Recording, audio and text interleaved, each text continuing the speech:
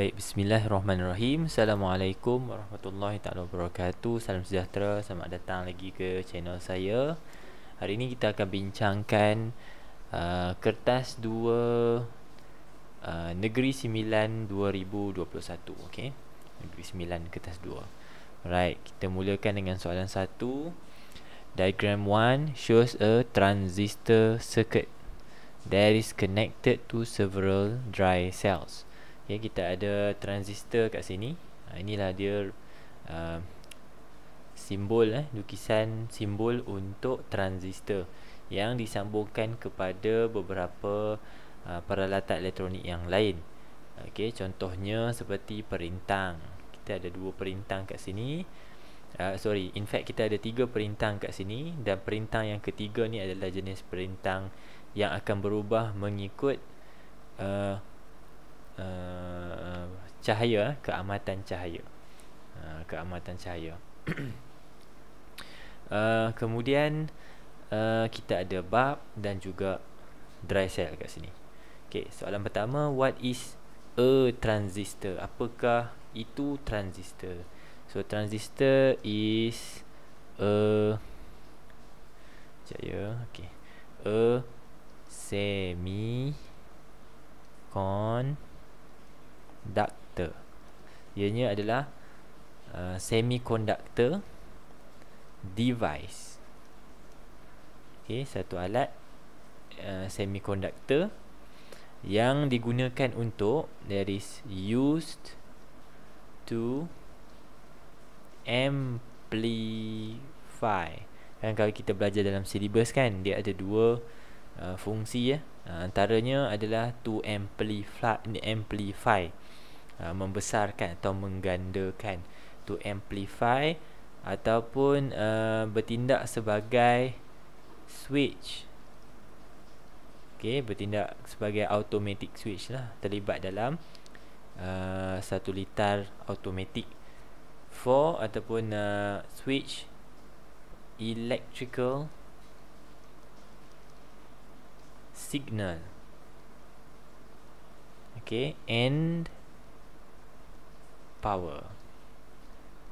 So it is mainly about a device which is known as the semiconductor device.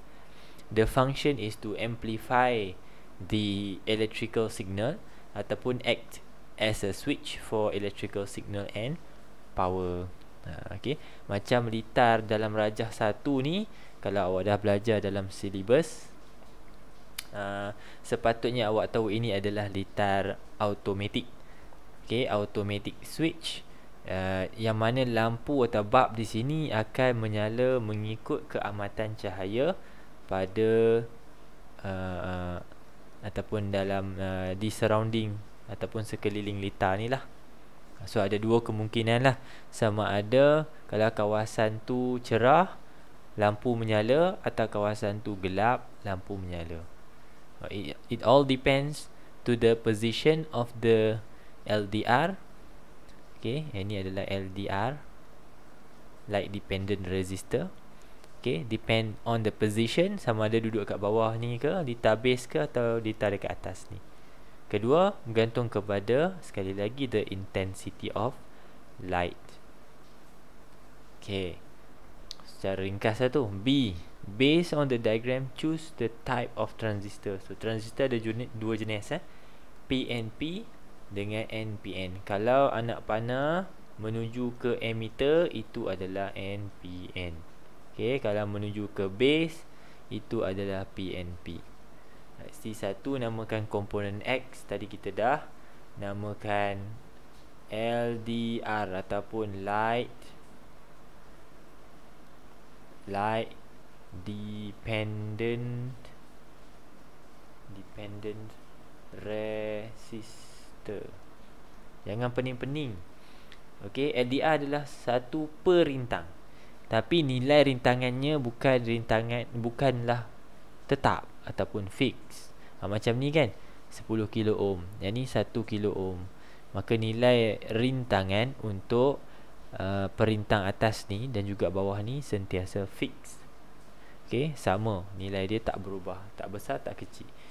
Tapi LDR adalah perintang yang nilai R-nya berubah-ubah mengikut keamatan cahaya. Sebab tu nama dia light dependent resistor. Nombor 2, what happen to X if the intensity of light is low? Okey, jawapannya adalah what happen to X. Okey, kalau what happen to X, maksudnya awak kena sebut apa sebenarnya yang berubah. Sebelum awak boleh tulis dia increase ke decrease kan. So awak akan tulis the resistance. Okey. Sebab dia yang berubahnya adalah nilai rintangan. Okey, berubah macam mana? The resistance will increase. Okey, yang ni ada keyword dia lah. Dalam keadaan cerah, kalau pelajar saya ajar macam ni. Bright. Okey, dan juga dark. Dalam dua-dua perkataan bright dengan dark ada huruf R setiap satunya. Okey. Jadi kalaulah kalau dalam keadaan bright, saya cerita yang bright dulu. R untuk bright berada pada nombor 2. Okey. R pada perkataan dark ada pada nombor 3. So kita buat macam ni. R untuk dark adalah lebih jauh ataupun lebih besar lah. Duduk nombor 3 kan. Ini duduk nombor 3, ini duduk nombor 2. So yang ni kita buat rendah. So dalam keadaan cerah, rintangan LDR akan drops. Vice versa, dalam keadaan gelap, which is keamatan cahaya rendah, maksudnya dark lah ni, gelap lah. Okey, maka nilai rintangan akan bertambah. Kalau pelajar saya ajar macam ni. Bright dengan dark, dua-dua ada huruf R kat situ. So R mana yang lagi jauh posisinya, kita buat tanda atas. Yang nombor 2 kita buat tanda bawah. Okey. Untuk kita trigger jangan hafal semua benda, mesti ada strategi. Okey. Ada bahagian awak hafal, ada bahagian awak buat jalan cerita, teknik lah. Nombor 2, diagram shows a spacecraft launch into space from the surface of the earth. Okay. A, what is the meaning of escape velocity? Sebenarnya kita nak escape daripada apa? Perkataan escape ni refers to we ataupun something that want to escape from the gravitational force owned by the earth. In order for us to escape from the gravitational force of the earth, we need to move at certain velocity. Move ataupun move lah, bergerak dengan satu halaju, dan halaju tu mestilah sama atau melepasi lah nilai escape velocity. Itu secara ringkas lah apa itu escape velocity. So it is the minimum. Jangan lupa letak perkataan minimum sebab kalau escape velocity of the earth around 11,000 km per second, this is the roughly the value of escape velocity of the earth. So if you manage to move, let's say 11.1 kilometer per second, if you are moving with this velocity, then you are able to escape from the earth gravitational force dan boleh keluar ke angkasa lepas. Sebab 11,000 atau 11K ni adalah minimum. Kalau lebih bagus. Okay, lebih mudah. So it is minimum velocity. Sebab nama dia escape velocity, ia adalah minimum velocity. Untuk apa? For object. Okay, untuk satu-satu body atau objek on the surface of a planet, let's say this is for Earth, on the surface of Earth, okay, surface of the Earth, to escape the Earth gravitational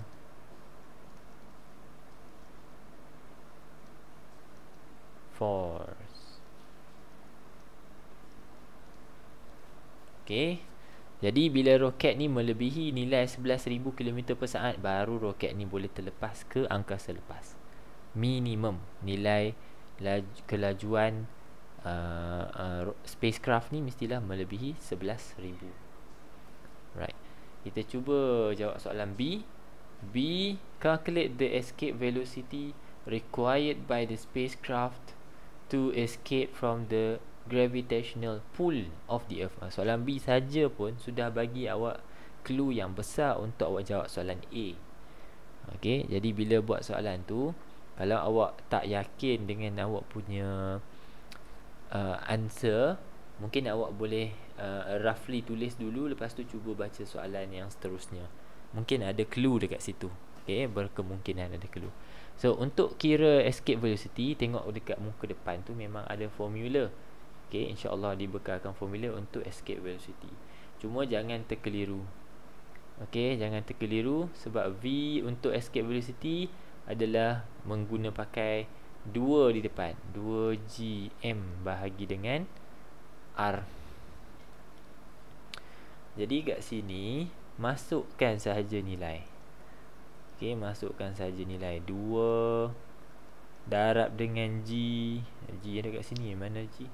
Oh, G kena tengok dekat muka depan 6.67 darab 10 kuasa negatif 11. M dekat sini merujuk kepada mass of the Earth, 5.97 darab 10 kuasa 24 bahagi dengan R.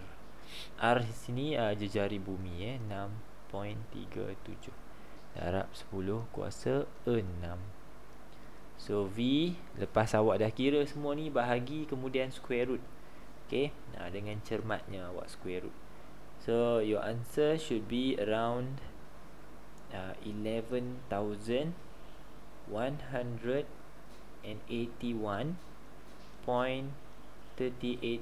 meter per second.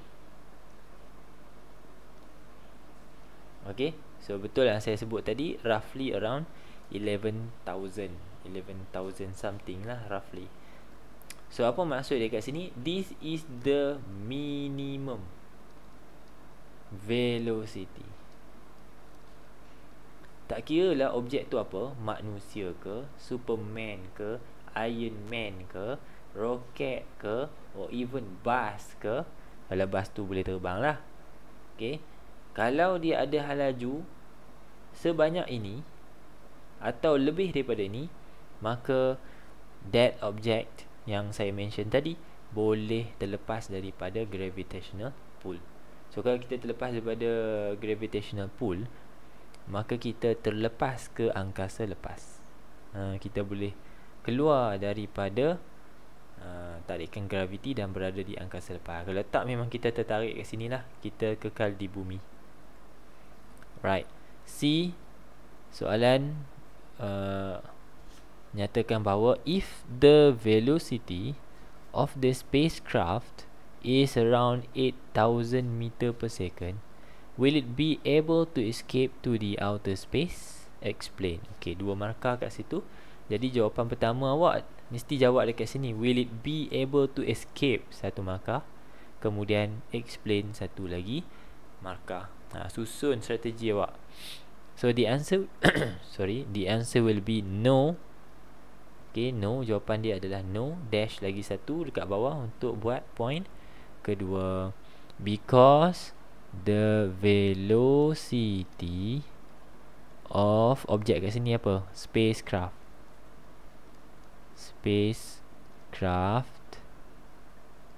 is less than the escape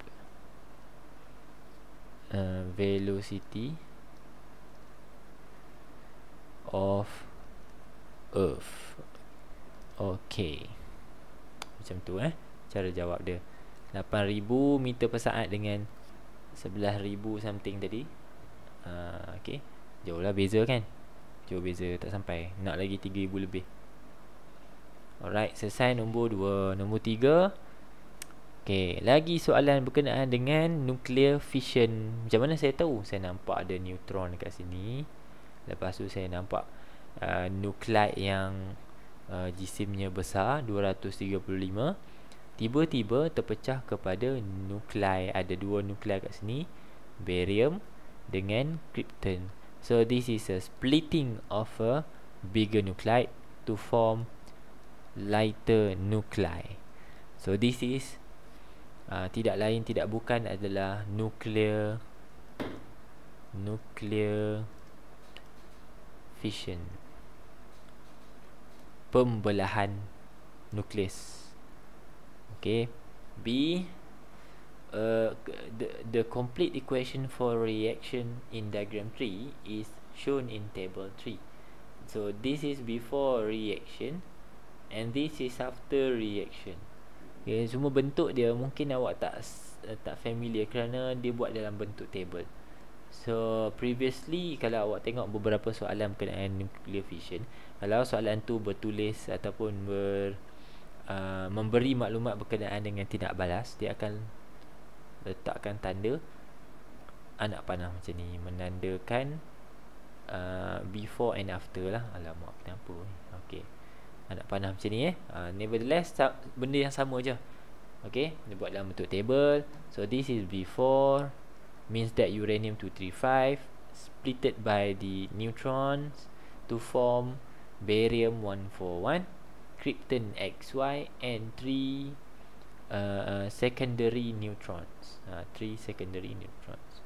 Dan lebih cantik lagi, soalan juga bagi awak nilai the mass, total mass of the nuclide ataupun before reaction and the total mass after reaction.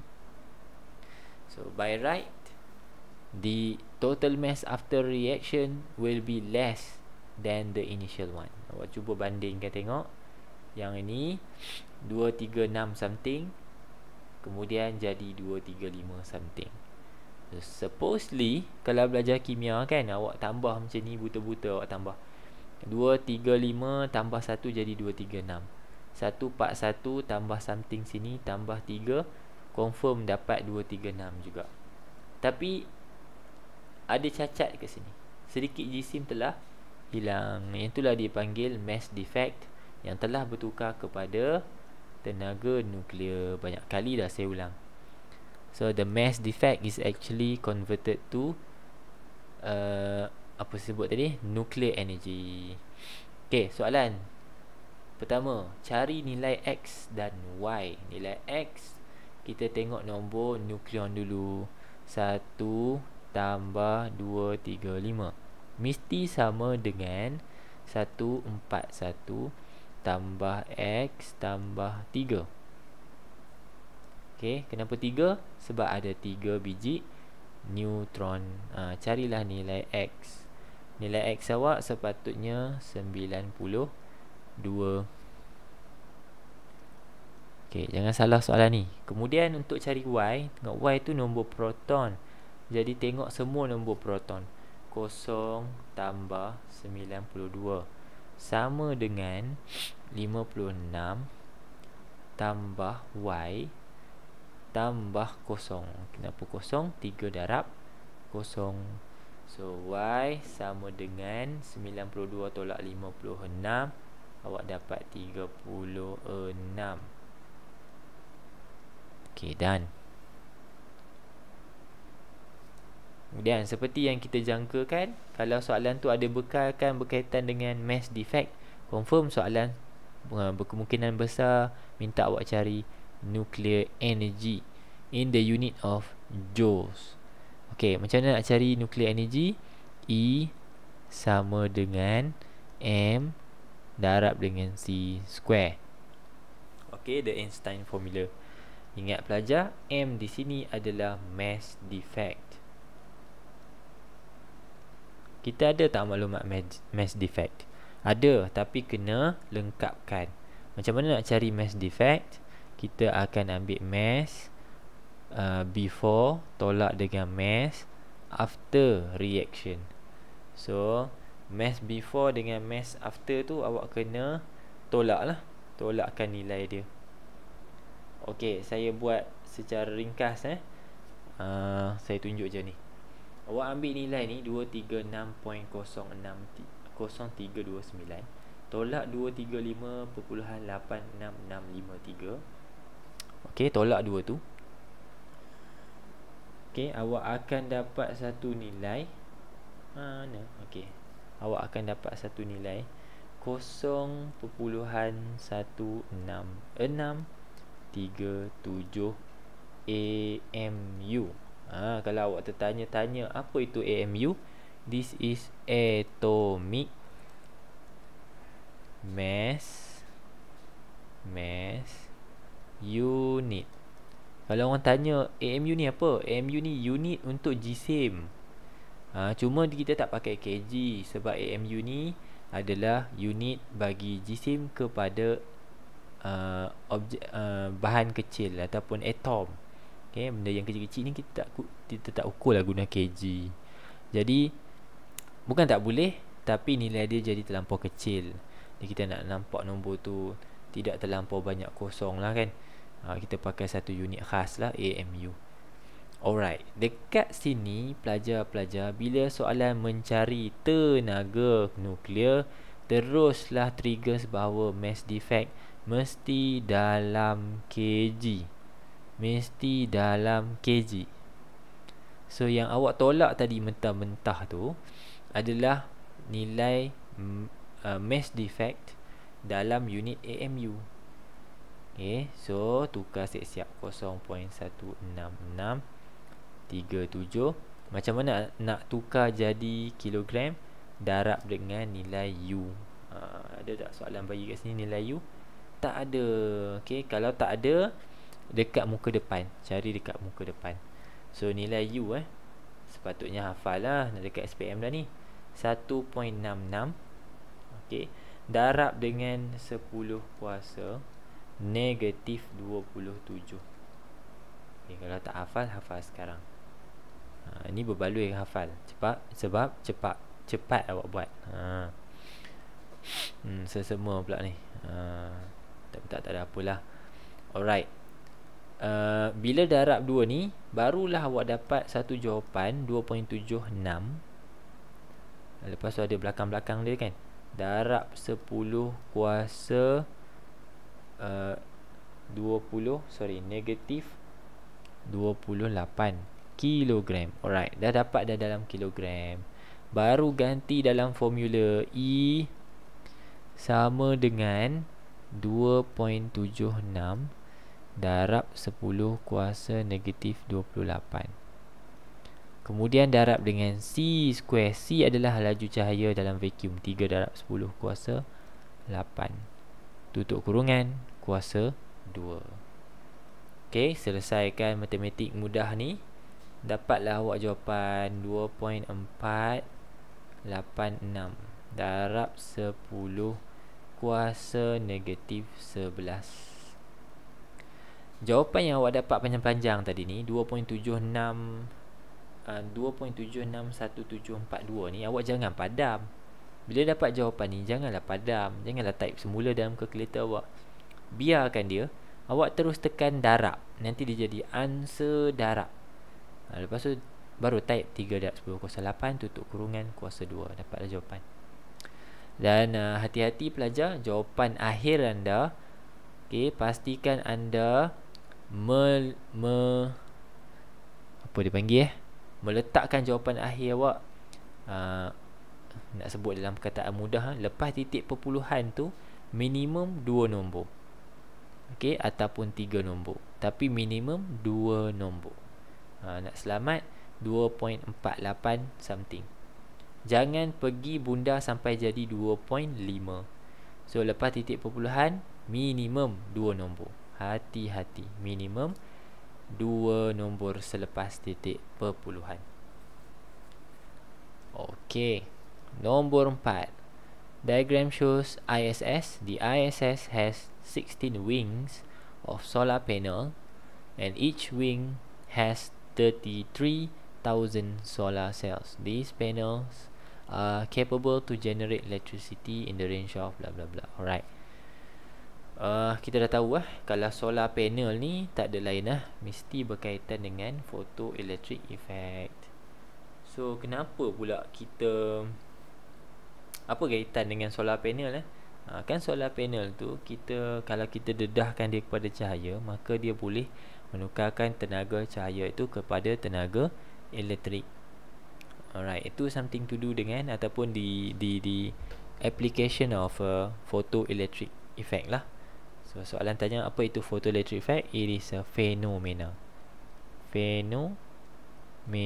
Lepas tu awak explain fenomena apa? It is a phenomena of emission of electrons. Okay, fenomena dia adalah apa? Pembebasan ataupun emit, apa dia panggil tu? Maksudnya pengeluaran pengeluaran elektron daripada mana? From surface of metal. Dia tak keluar daripada plastik, dia keluar daripada metal. Tapi syaratnya apa? When dia bukan keluar suka-suka hati dia. When light, cahaya, wave, saya buat perkataan wave tu dengan simbol ni wave, light wave, certain. Perkataan certain ni, bila keluar soalan photoelectric effect, mesti trigger perkataan certain. Certain apa? Certain frequency illuminated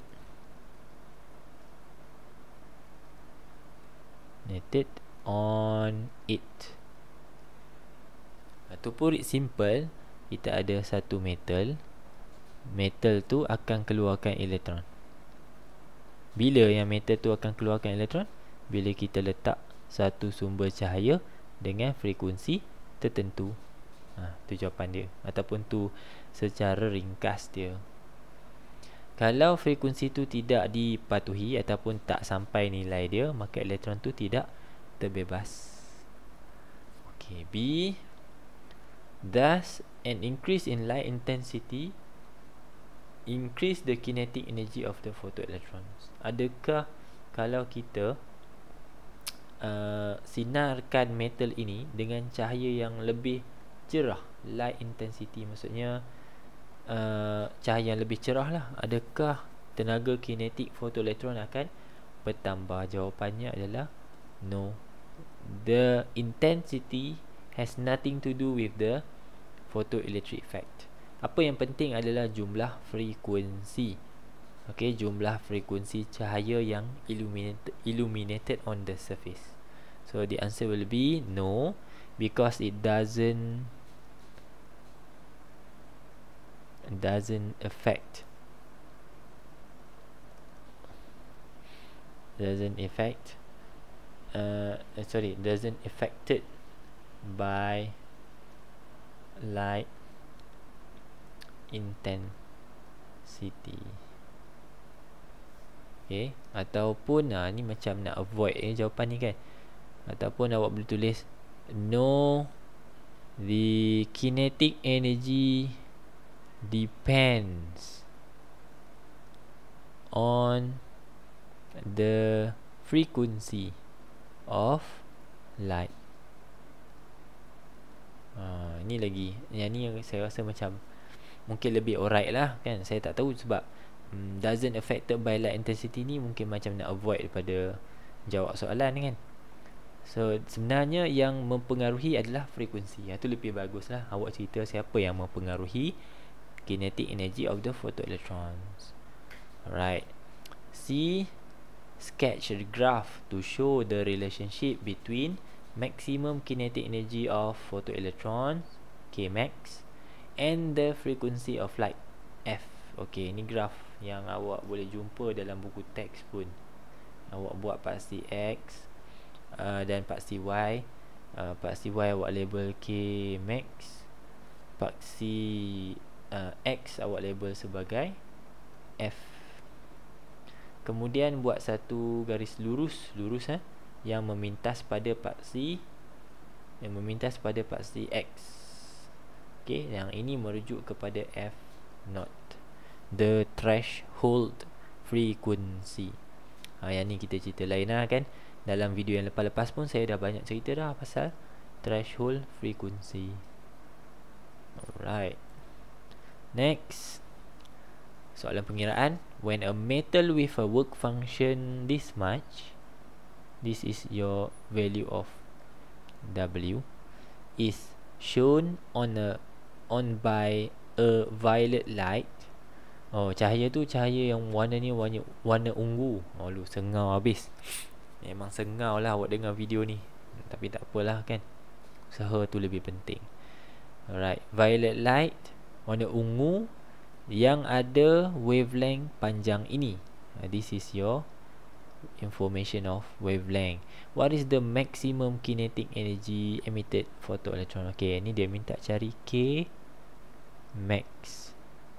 Macam mana soalan tu mention maklumat pada awak? Awak bertenang dan tuliskan dahulu formula asal.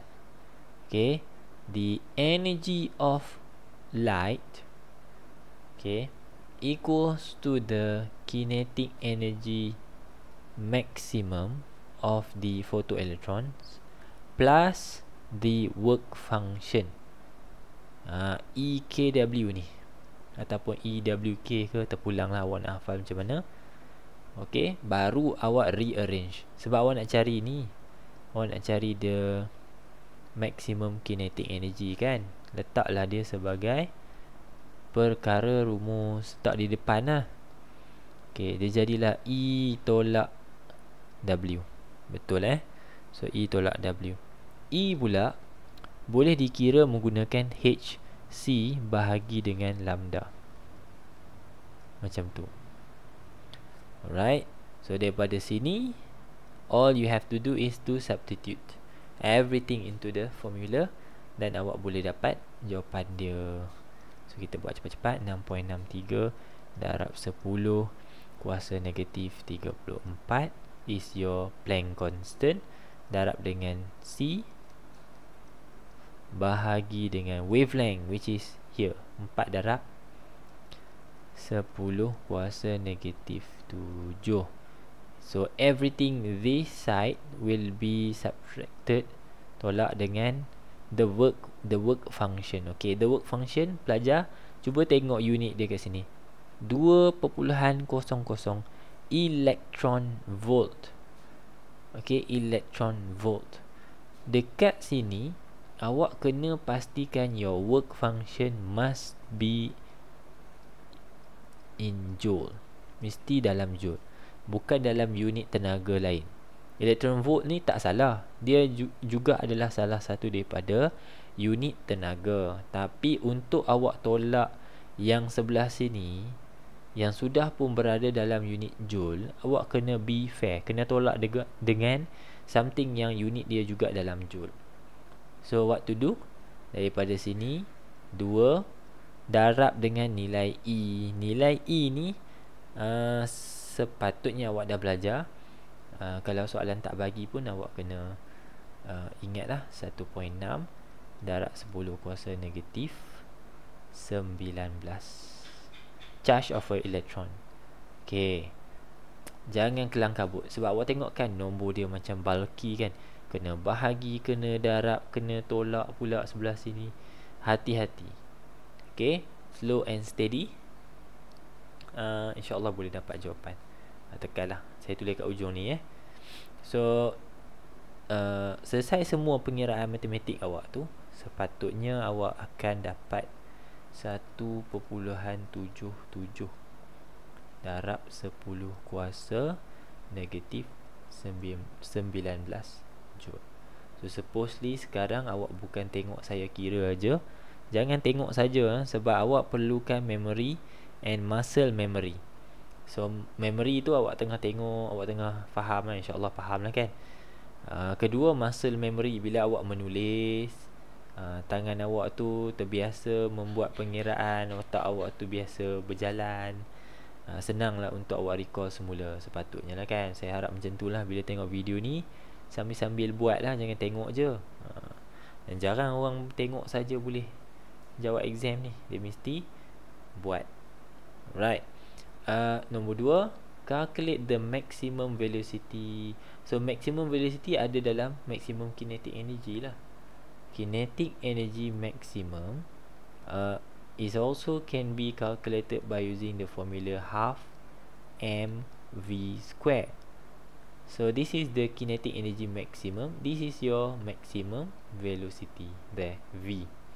So ganti nilai boleh ganti nilai terus. 1.77 darab 10 kuasa negatif 19 equals to half, equals to, multiply with m. M is your mass of electron. Sebab yang sedang bergerak sekarang ni adalah elektron. Nanti awak tanya pula, kenapa cikgu tiba-tiba jisim elektron dia bagi ni? Kan yang dibebaskan tu namanya photoelektron. Photoelektron. Jadi mass of a electron. Okay, darab dengan V square. Selesaikan matematik. Tak nak tunjuk semua tu, nak jimatkan masa pause video ni. Tekan calculator, pastikan dapat jawapan sama sebiji macam saya dapat ni. 6.238. Tadi kan saya kata tinggal minimum 2 nombor lepas titik perpuluhan. Darab 10 kuasa 5 meter per saat. Kenapa meter per saat? Kan hal laju tu.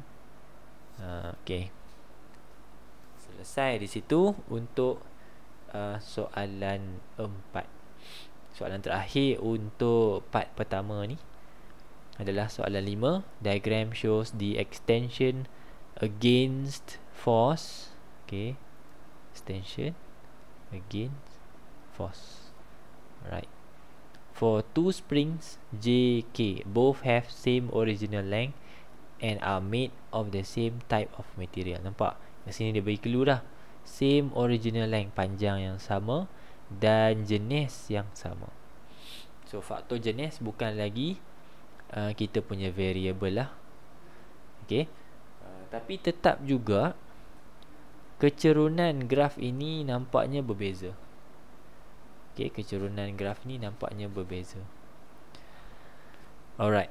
So apa soalan tanya? State the Hooke's law. Okay. So the Hooke's law, kita akan cuba triggers dia menggunakan formula kan. Hooke's law sama dengan F sama dengan K X. Sebenarnya menerangkan hubungan antara F dengan X. So apa hubungannya? Directly proportional. So the Hooke's law states that extension of spring directly proportional, saya buat singkatan je, to the force. Okay, to the force, comma, given that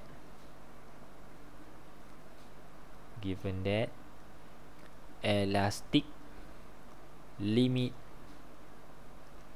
is not exceed, ataupun belakang tu not exceeding the elastic limit. Okay, jadi selagi mana elastic limit tidak dilebihi, maka hubungan F dengan X adalah sentiasa berkadar terus. Macam ni. Okay, sebab tu kita dapat graf seperti mana graf dalam rajah 5.1, graf lurus linear. Okay, so based on the graph, Number 1, compare the thickness of J and K. Rupa-rupanya soalan ni tak mention ataupun tidak menguji awak berkaitan dengan material ataupun panjang asal. Okay, tapi membandingkan dari segi ketebalan. Macam mana kita nak tahu siapa lebih tebal? Something that is thick, if your spring ataupun kalau dalam kes ni kita sebut spring lah kan, kita guna bahan tu atau contoh dia adalah spring. Kalau spring tu thick, means that the value of K greater. Okay, and it is stiffer. Apa maksud stiffer? Keras dan sukar untuk dilenturkan atau diregangkan atau dimampatkan. Stiff. Okay, so antara J dengan K, which one is thicker ataupun lebih susah dimampatkan? Jawapannya adalah J. So J is macam mana buat ni? J is thicker than K. Macam mana tahu? Boleh tengok daripada graf. Cuba awak tengok sini. Saya ambil 3 ni cukup lah. Saya buat macam ni. Okay, kita tengok K dulu lah. K, apabila untuk meregangkan K sebanyak 3 cm, berapa daya ni perlukan? Jawapannya 6.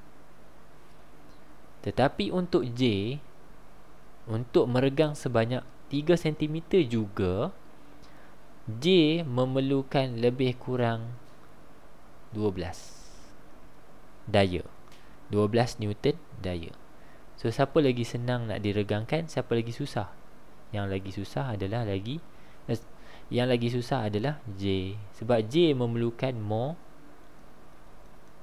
force. Okay, memerlukan lebih banyak daya untuk meregangkan 3 cm. Tapi K hanya perlukan 6 saja, lebih kurang double lah kan. Menandakan J lebih keras, dan disebabkan J lebih keras, maka J sebenarnya lebih tebal. Alright. Soalan 2, calculate the spring constant of spring K. Dia suruh cari K saja. Cari K saja. Okey, untuk cari spring constant, awak perlu faham bahawa formula F equals to Kx itu, okey, daripada sini pun awak boleh cari. Tapi saya nak explain ni dulu. Kadang-kadang soalan bagi awak graph of force against extension. Dia F lawan X. Sekarang ni apa? X lawan dengan F. Hati-hati belajar.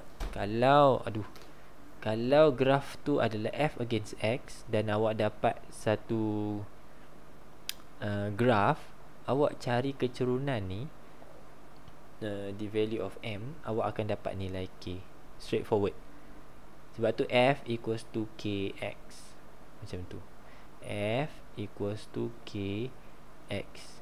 Tapi soalan kali ni, awak diberi graf yang X against F.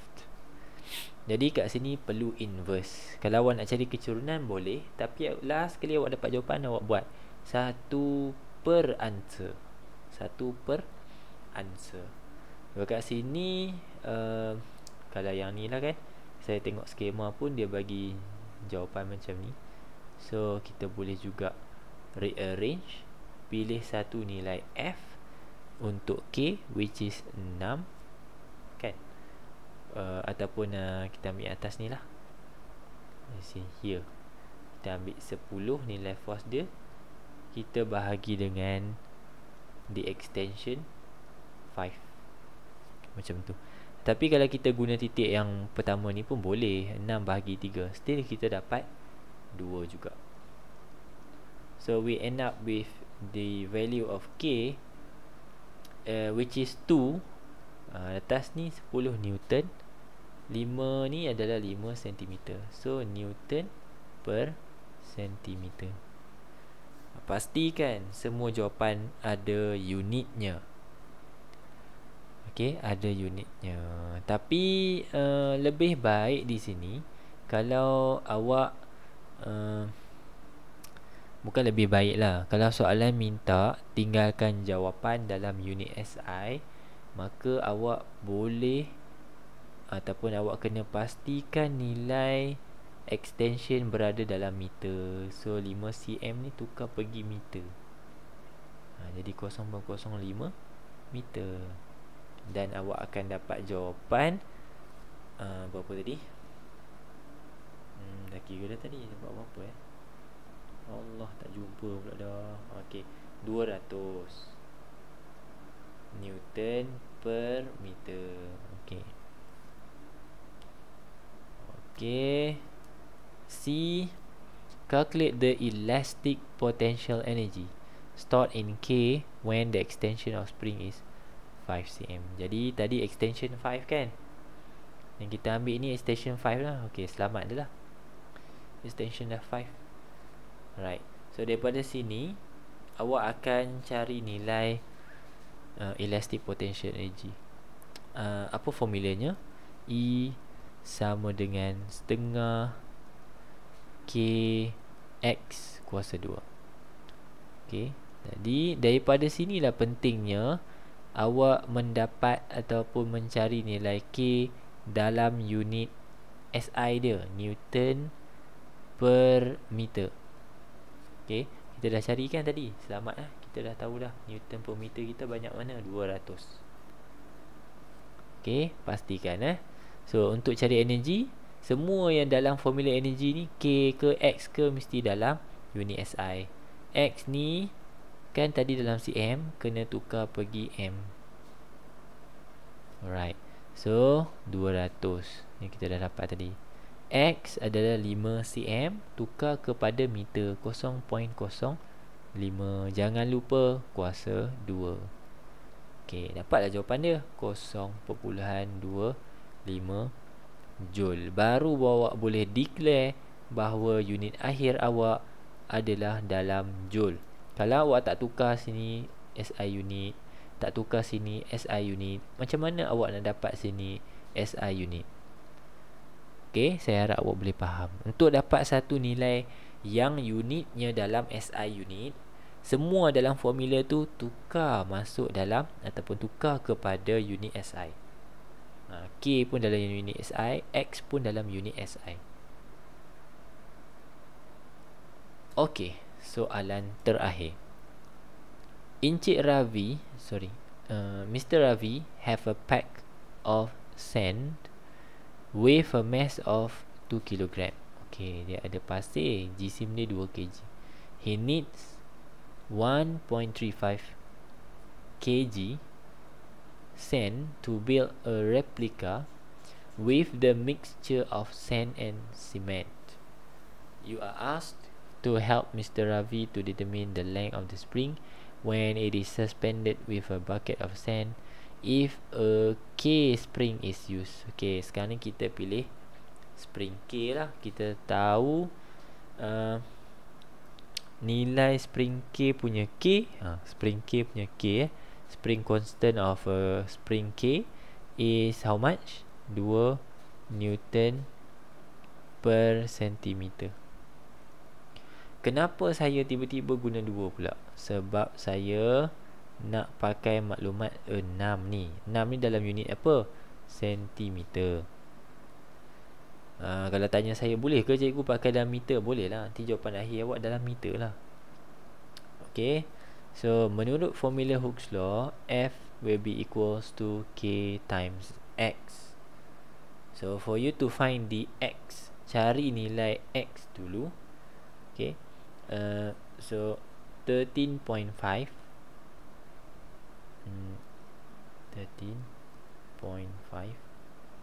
okay, equals to 2 darab dengan X. Okay, so your value of X here will be 7.75. Banyak tersasul lah malam ni. Okay, 13.5. Right, lepas tu Mana ni? Beliau memerlukan hanya kejap Alright. So untuk 13.24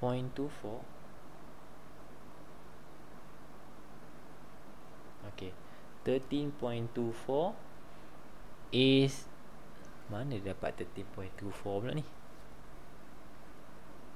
Yang ni saya tak faham ni. Alright. So daripada sini, alamak, bela pula dah. 13.24 ni dapat mana ni? Sini buat sendiri lupa. Nampak?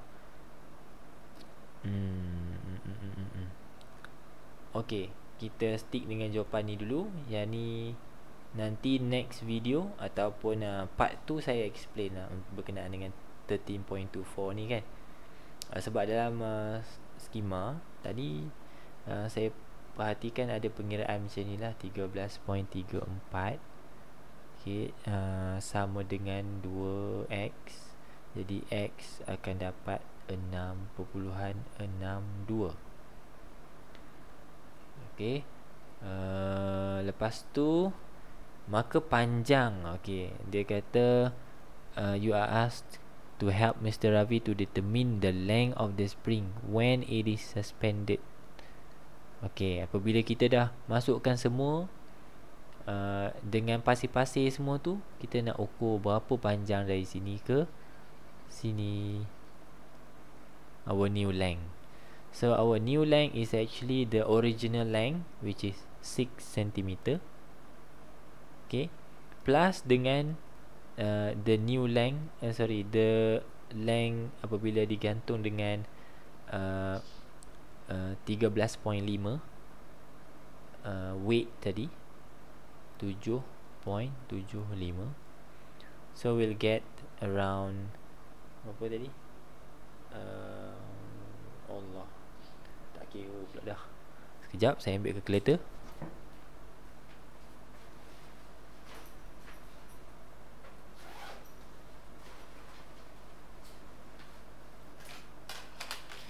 Alright. Kat sini saya rasa tahu dah ni. 6 tambah 7.75. 6.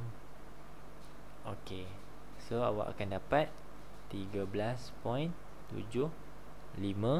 cm. Okay, so sebab tu saya tukar tadi K dia ke dalam unit Newton per centimeter, sebab akhirnya nilai X saya nak berada dalam unit sentimeter. Saya boleh tambah terus sentimeter dengan sentimeter. Jawapan akhir juga dalam sentimeter. Okay, 13.75 cm. Jadi berkenaan dengan pengiraan yang ini, saya akan KIV dulu untuk saya cuba jelaskan dalam video yang berikutnya, insyaAllah.